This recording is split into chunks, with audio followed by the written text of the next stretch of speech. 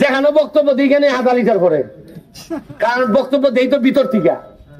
আর যদি 2 নম্বর হইতাম সামনে বক্তব্য দিলাম জানেননি, ওই আমি দেখাই। আসসালামু আলাইকুম, ভালো আছেন আপনারা? দেশ অনেক উন্নতি হচ্ছে, এগিয়ে যাচ্ছে, আরো এগিয়ে যাবে।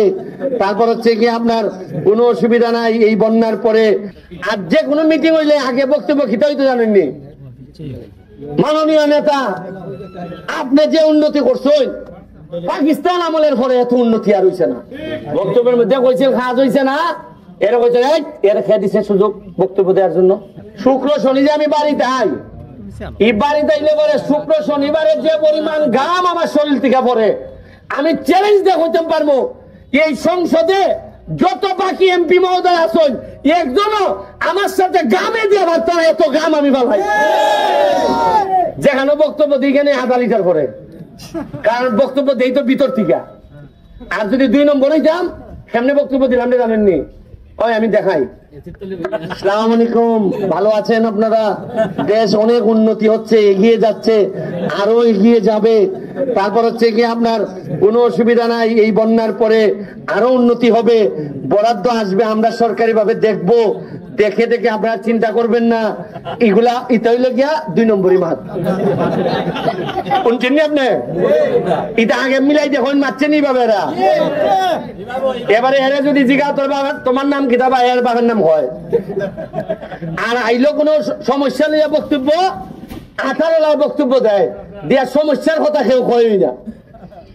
আর যে কোনো মিটিং হইলে আগে বক্তব্য খিতে হইতো জানেননি। মাননীয় নেতা, আপনি যে উন্নতি করছেন পাকিস্তান আমলের পরে এত উন্নতি আর হইছে না। খারেন আর খারেন দেশ, ইটা কইছেন না নি? আর আসল খামো বাথরুম নাই, ইটা যে কইছে এমন লোক গেছে বক্তব্যের মধ্যে কইছে কাজ হইছে না, তারে কইছে না এরা পুলিশের দেনিয়া। বক্তব্যের মধ্যে কইছে কাজ হইছে না, এরা কইছে এরা খেয়ে দিচ্ছে সুযোগ বক্তব্য দেওয়ার জন্য। এরা পুলিশে দেবে বেটা মাহবুব সাইয়া জান বাঁচাইছে। পাগল মানে কি তাল ধরছিল এর রাস্তা ভাঙ্গা এই কথা এ কইছিল নেতার দ্বারা, নেতার মানুষে সাইডের মানুষে কইছে না না এ পাগল, এ পাগল। মানে আসল কথা যে কইতো এরা পাগল বানাই লিসলা। যাই হোক, আপনার লাগে দোয়া রইল, আপনারা পড়ালেখা করাইন পোলা বান্ধে বাকি 4.5 বছরে।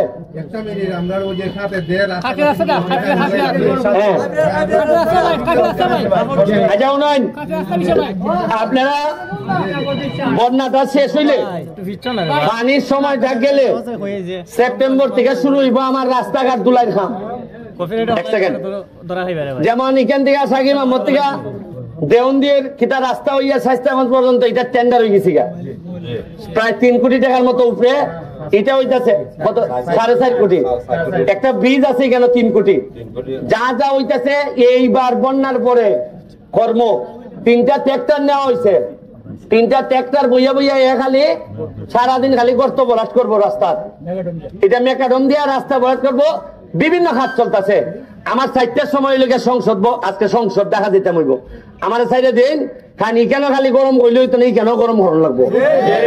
আর ইকেন গরম এরপরে গিয়ে কিছু বরাদ্দ দেয়, হয় এরাও বুঝে যে এত গরম, কিছু বরাদ্দ না দিলে এক আমরাই লিব।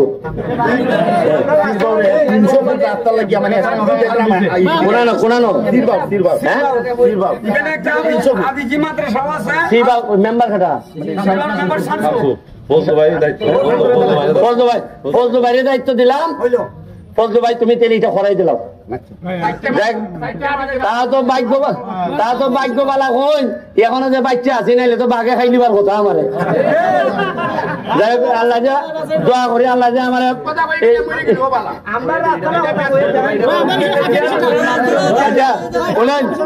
আপনারা যে এই 300 ফুট কই হ্যাঁ 300 ফুট রাস্তা এই শামসু মেম্বারের কাছে দিয়ে দিলাম। তুমি ফজলু ভাই তুমি আগামী 1 সপ্তাহের মধ্যে খাজল করে তুমি ইটুর দিবা যেহেতু এটা নগদ এক সপ্তাহের মধ্যে মানুষের এই 300 ফুট রাস্তা করাই দিলে ঠিক আছে